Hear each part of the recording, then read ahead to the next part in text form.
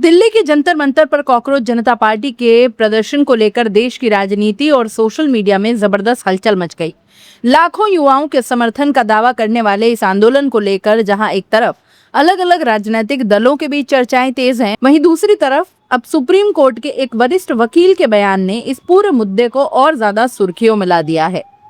इस बातचीत में वकील ने न सिर्फ मौजूदा राजनीतिक दलों की कार्यप्रणाली पर तीखे सवाल उठाए हैं, बल्कि लोकतंत्र, युवाओं की भागीदारी, विपक्ष की भूमिका और संवैधानिक संस्थाओं के कामकाज पर भी खुलकर अपनी राय रखी है। उन्होंने ये भी कहा कि इस आंदोलन को जल्दबाजी में राजनीतिक पार्टी बनाने की दिशा में नहीं ले जाना चाहिए, बल्कि इसे व्यवस्था परिवर्तन और संवैधानिक मूल्यों को मजबूत करने की लड़ाई के रूप में आगे बढ़ाना चाहिए। इतना ही नहीं, उन्होंने सत्ता पक्ष से लेकर विपक्ष, मीडिया, चुनावी व्यवस्था और यहाँ तक कि देश की संस्थाओं पर भी कई बड़े और विवादित बयान दिए हैं।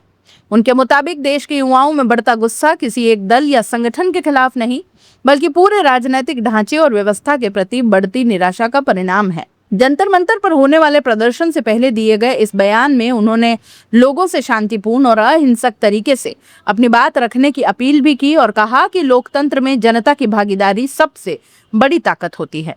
आखिर सुप्रीम कोर्ट के इस वकील ने ऐसा क्या कह दिया जिसे सुनकर सियासी गलियारों में चर्चाएं तेज हो गई हैं? किन मुद्दों पर उन्होंने सरकार, विपक्ष और व्यवस्थाओं पर सवाल उठाए और क्यों इस बयान को कॉकरोच जनता पार्टी आंदोलन के लिए एक बड़ा संदेश माना जा रहा है? आइए अब आपको सुनवाते हैं सुप्रीम कोर्ट के वरिष्ठ वकील का पूरा बयान, जिसे लेकर सोशल मीडिया से लेकर राजनीतिक गलियारों तक बहस छिड़ी हुई है। लगा रहे हैं ये आम आदमी पार्टी का बैकअप है, आप इसको किस नजर से देखते हैं? देखो, मजबूरी है, आम आदमी पार्टी का बैकअप नहीं है, आम आदमी पार्टी की भी मजबूरी है। अरे भाई, उनकी विश्वसनीयता घट गई है, सबकी मजबूरी है, सभी अपोजिशन पार्टी की, क्योंकि युवा तो हर एक पार्टी के साथ हैं। वो सारे युवा कॉकरोच पार्टी के समर्थन में हैं, क्योंकि कॉमन बात उठाएंगे तो देश का युवा एक परिवार की तरह इकट्ठा है। अगर उसमें, इसलिए अब एमएलए एमपी बनने की बात नहीं है। पॉलिटिकल पार्टियां सारा दिन इसी षड्यंत्र में शामिल रहती हैं, इसी तरह की सोच में शामिल रहती है, किसको कैसे हराया जाए, जिताया जाए। लोकतंत्र में हराना जिताना नहीं होता। लोकतंत्र में अच्छे से अच्छे कैंडिडेट प्रस्तुत करना हर पार्टी की जिम्मेदारी है, मर्जी नहीं है। मगर ये क्या हो रहा है, जेब में से निकालते हैं एमएलए एमपी की टिकट। कितने एमएलए एमपीओ की टिकट बिकती हैं, सारी पार्टियों को, लोगों का खूब प्रचार है और समाज को पता है। तो इसलिए सारे के सारे ये लोकतंत्र के विरोधी लोग हैं, लोकतंत्र के दुश्मन मानसिकता है ये। पॉलिटिकल पार्टियां एक तरह से षड्यंत्र के अड्डे बन चुके हैं देश के अंदर। और देश में अगर पॉलिटिकल पार्टियां, अपोजिशन वाले मजबूत होते तो इस तरह की धक्का मुक्की कर सकते थे क्या? उनमें इतने कमज़ोर लोग हैं, ना बोल सकते हैं। वो दिन में अपनी पार्टी के दफ्तर में होते, रात को बीजेपी के पास होते। तो इस तरह के डरपोक लोग, इस तरह के धन्ना सेठ जो ईडी से डरते हैं, इनकम टैक्स से डरते हैं, ऐसे ठग ठोर लोगों के लिए कोई जगह नहीं है लोकतंत्र में, जनप्रतिनिधि होने के लिए या किसी पॉलिटिकल पार्टी में। ये सर, ये कहा जा रहा है कि अन्ना आंदोलन जैसे हुआ था, बीजेपी आरएसएस ने पीछे से सपोर्ट किया। नहीं, कुछ लोग नेगेटिव लोग हैं जो खुद बनना चाहते हैं और उससे चिढ़ते हैं। ये युवा आम परिवारों के बच्चे हैं, जिनको कोई जगह नहीं मिली पॉलिटिकल पार्टी में, जिनका कोई माई बाप नहीं, कोई गॉड फादर नहीं। यही असली देश के कर्णधार और जिम्मेदार लोग, जो पॉलिटिकल पार्टियों की जुतियां चाट चाट के, चमचागिरी करके एक एक पॉलिटिकल लीडर की, और हमारा नेता कैसा हो, मोदी जैसा हो, राहुल जैसा हो, बहन मायावती जैसा हो, फलाना हो, ढिकड़ा हो, इन्होंने देश को कमज़ोर किया। इस देश के युवाओं की रीढ़ की हड्डी तोड़ दी इन लोगों ने। अब इसलिए इनके झांसे में आने की जरूरत नहीं। ये सारे के सारे जो लोग हैं, ये आपके पीछे पीछे होंगे, नहीं होंगे तो देश इनको दुत्कार देगा। सारी पॉलिटिकल पार्टियों के लीडरों के पल्ले कुछ नहीं रहेगा। हाँ, जल्दबाजी ना करें, कोई पॉलिटिकल पार्टी की बनाने की जिम्मेदारी, अभी वो हड़बड़ाहट में ना रहें। इस तरह की हड़बड़ाहट करोगे तो आपके पल्ले कुछ नहीं रहेगा। ये बहुत खतरनाक गेम है, क्योंकि हमें एमएलए एमपी नहीं बनना, हमें संविधान के हिसाब से देश में मानवीय व्यवस्था स्थापित करने के लिए काम करना है। और सारी पॉलिटिकल पार्टियां और सबको देश का माहौल चेंज करना है। देश की सोच इतनी आगे बढ़ानी है कि देश के अंदर संविधान की व्यवस्था हर नागरिक मांग करे। फिर देश के लोगों को कोई 10,000 रुपये बांट के, शराब बांट के, कोई एमएलए, ऐसे टटमुंजी एमएलए एमपी जो पैसों में खरीद फरोख्त अपनी करवाते हैं, जानवरों की तरह बिकते हैं, तो उन लोगों से भी देश का पीछा छूटेगा और ऐसे लोग जनप्रतिनिधि चुन के नहीं आएंगे।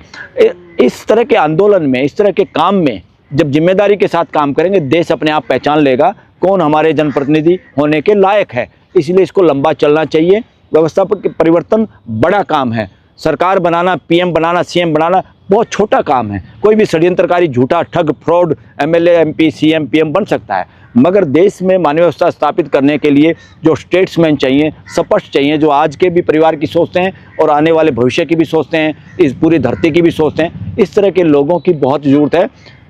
एमएलए एमपी का इलेक्शन लड़ना और बनना बहुत छोटी चीज़ है।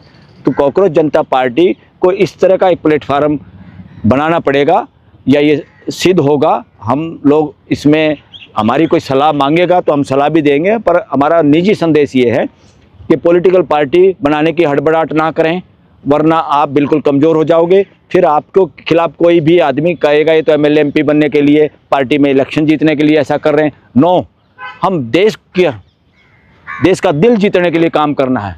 इससे बड़ा कोई काम नहीं है पॉलिटिक्स में।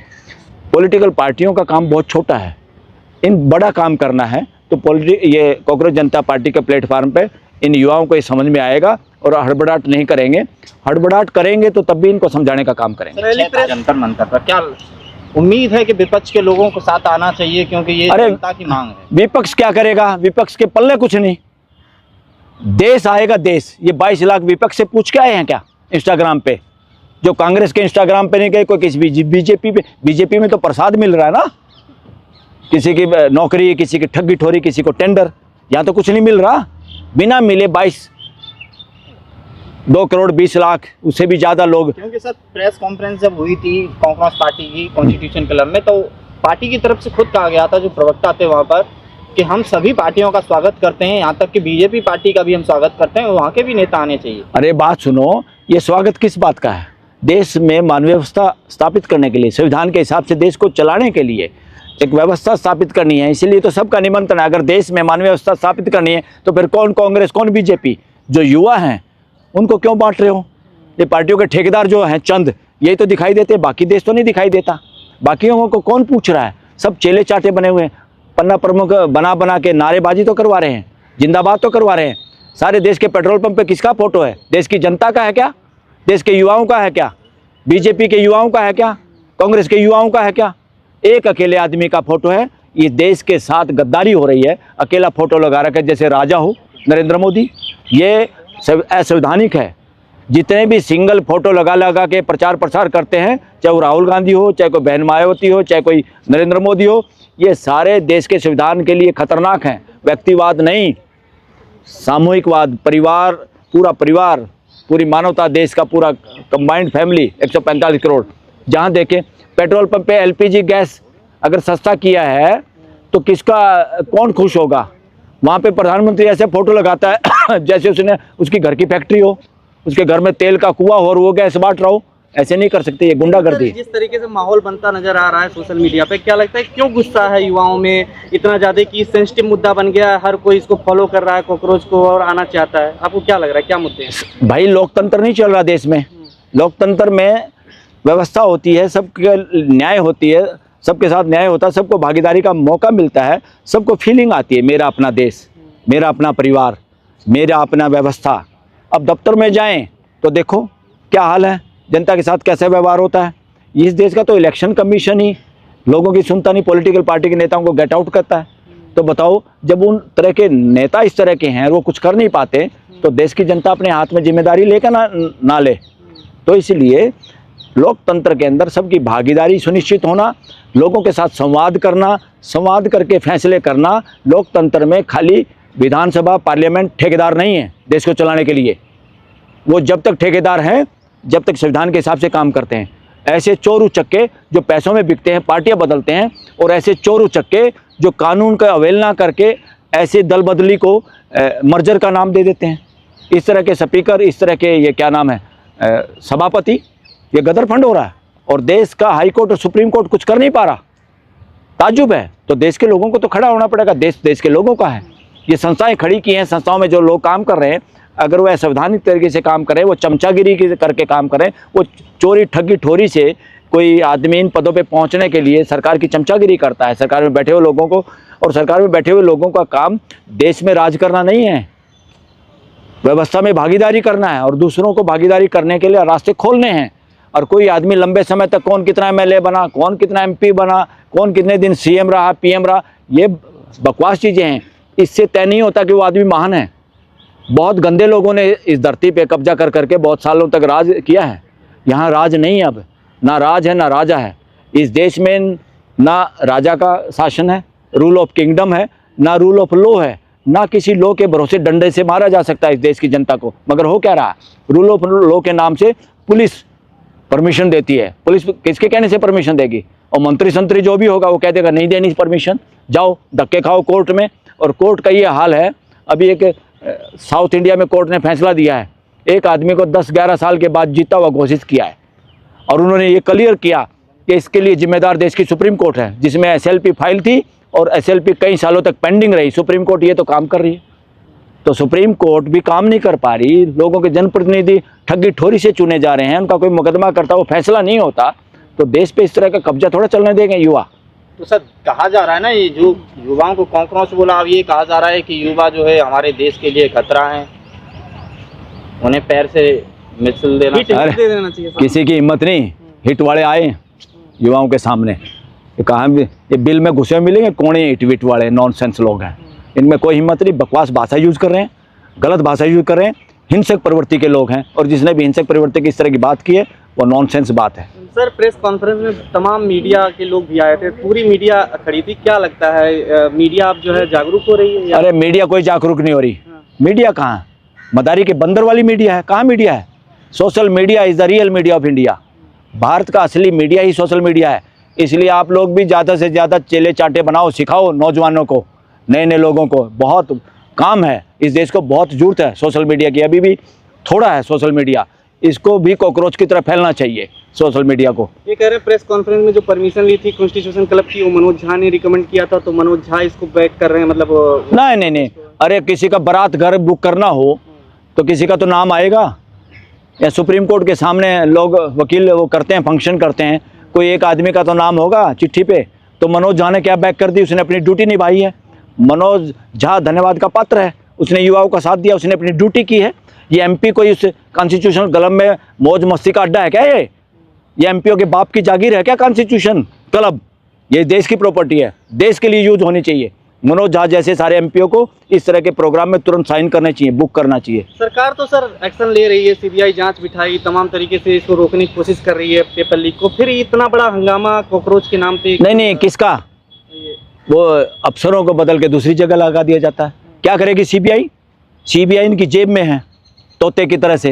ये पिंजरे का तोता तो सुप्रीम कोर्ट ने कहा था, वो सीबीआई वो काम करेगी जो अमित शाह कहेगा या प्राइम मिनिस्टर जो डायरेक्शन देगा। उनकी कहाँ हिम्मत है? किसको कौन सीबीआई का डायरेक्टर लगाता है? सीबीआई का डायरेक्टर लगाने के लिए चोरी चकारी से इस देश के प्रधानमंत्री को इतनी अकल नहीं, इतना गिरा दिया प्राइम मिनिस्टर ऑफिस को कि भाई वो डॉक्यूमेंट भी नहीं दिए जिन लोगों का नाम आप रिकमेंड कर रहे हैं, या जिन लोगों को आपने शॉर्ट लिस्ट किया है। अपोजिशन के लीडर को वो डॉक्यूमेंट ना दे के देश के मुंह पे तमाचा मारा है प्राइम मिनिस्टर ने। प्राइम मिनिस्टर लगातार इस देश के मुंह पे तमाचे मार रहा है, रौंद रहा है देश के लोगों को, और युवा बर्दाश्त नहीं करेंगे इस बात को। आप लोग कैसे साथ हैं कल के प्रदर्शन को लेकर के? पूरा देश साथ है, पूरा देश साथ है। एक एक मिनट एक एक बात को पूरा देश देख रहा है। आजकल कोई वीडियो सीडियो कोई खबर नहीं देख रहा देश का नागरिक। हर देश का पूरा परिवार 145 करोड़ लोग कॉकरोच से जुड़ी हुई खबर देख रहे हैं सिर्फ। वो इसी वजह से कि हमारे युवा क्या कर रहे हैं, हमारे युवाओं के साथ क्या कोई बदतमीजी करेगा तो उसको पूरे देश का जवाब मिलेगा। मैसेज क्या देंगे लोगों को जो कल आ रहे हैं? पूरे अहिंसक तरीके से आए, कोई ज्यादती करे तो उसकी वीडियो बनाए। पुलिस का कर्मचारी हो, कई ऑफिसर हो, कई ड्यूटी मजिस्ट्रेट हो, उनका नाम के साथ, उनकी नेम प्लेट के साथ रिकॉर्डिंग करें ताकि उनके खिलाफ लीगल कार्रवाई हो सके। अरे अमेरिका के फौज के मुखिया वहाँ के ट्रंप को ये कहते हैं, नो, फौज ट्रंप की सुरक्षा के लिए नहीं है, फौज देश के संविधान की सुरक्षा के लिए है। इसी तरह से हमारी पुलिस, हमारी पैरामिलिट्री, हमारी मिलिट्री सब संविधान और संवैधानिक व्यवस्था के रक्षा के लिए है, देश के लोगों के मानव अधिकारों के लिए, फंडामेंटल राइट के लिए है। देश के लोगों का फंडामेंटल राइट है इकट्ठे होना, प्रदर्शन करना, शांतिपूर्वक तरीके से अपनी बात कहना। इसलिए पुलिस को, पुलिस के अधिकारियों को देश